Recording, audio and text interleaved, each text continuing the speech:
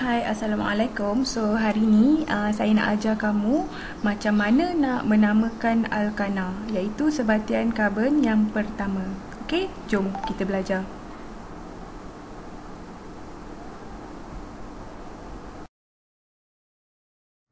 Okey guys, so sebelum kita mula nak menamakan alkana ni, first kali hampa kena pastikan hampa ingat apa formula am. Okey, formula am ni maksudnya semua alkana akan menggunakan formula ini untuk menghasilkan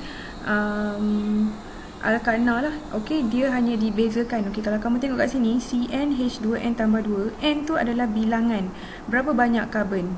Okey, so formula am ni mesti kena tahulah. So first step kita kena tahu formula am, iaitu untuk alkana CnH2n tambah 2. Okey, jadi kita tengok apa kepentingan formula am ni dalam penamaan. Okey, untuk menamakan alkana ni sebenarnya untuk semua sebatian karbon ni kita menggunakan sistem UPAC. Okey, so UPAC ni adalah satu sistem penamaan, okey, di mana kesatuan antara bangsa kimia tulen dan gunaan. Ini adalah dalam bahasa Malaysia. Kalau dalam bahasa Inggeris, UPAC tu maksud dia International Union of Pure and Applied Chemistry. Maknanya mereka dah bersidang, daripada decide. So ini adalah cara untuk menamakan sebatian karbon. Kalau alkana caranya macam ni, alkena caranya macam tu, dan seterusnya. Okey, baik. Tanpa buang masa, so cara penamaan ni dibahagikan untuk alkana ni ada dua bahagian, iaitu bahagian induk dan juga bahagian akhiran. Okey, apa tu bahagian induk? So bahagian induk ni nanti kamu tengok dalam contoh merupakan bilangan atom karbon. Berapa banyak atom karbon yang ada? Okey, dan juga bahagian akhiran ini merujuk kepada kumpulan sebatian organik.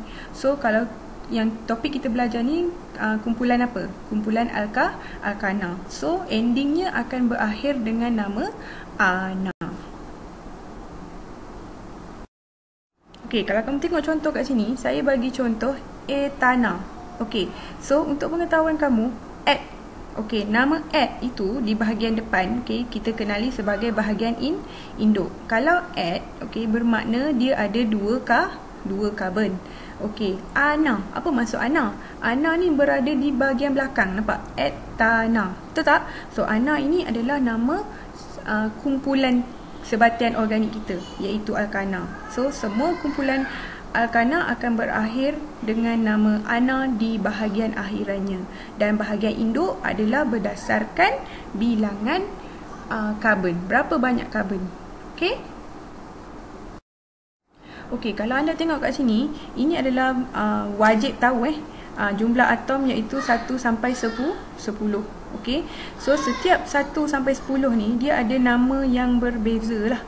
So sebenarnya, okey, kalau satu namanya hanyalah met, tapi disebabkan dia adalah dalam kumpulan alkana, so namanya adalah metana. Kalau karbonnya 2, jadi namanya adalah et. Okey, sebab dia dalam kumpulan sebatian organik, iaitu alkana, namanya etana. Dan seterusnya lah. So kalau nak ingat, kita kena macam ni lah. Met, et, prop, but, pen, hec, hep, op, non, dec. So semua itu di bahagian depan menunjukkan berapa banyak atom karbon yang ada dalam sebatian kita. Okey, dapat ya? Okey, so biasanya pelajar mesti hafal lah. Okey, so setiap nama karbon tadi tu saya kata dia ada nama yang berbeza. Macam kalau karbon nombor 4, namanya adalah but. Okey, so ini saya tunjukkan satu contoh, okey, di mana sekiranya kamu hanya diberi bilangan atom karbon sahaja dan kamu tak tahu apa nama dia dan bagaimana formula molekul dia. Okey, so cara-cara ni soalan, okey, kita baca soalan. Apakah nama bagi sebatian alkana berikut sekiranya hanya diketahui bilangan atom karbonnya ialah 4? Lukiskan formula molekulnya. Okey, so cara-cara yang pertama, macam saya beritahu di awal pelajaran kita, mesti tahu dia punya bilangan formula am. Okey, bila formula am dia adalah CnH2n tambah 2.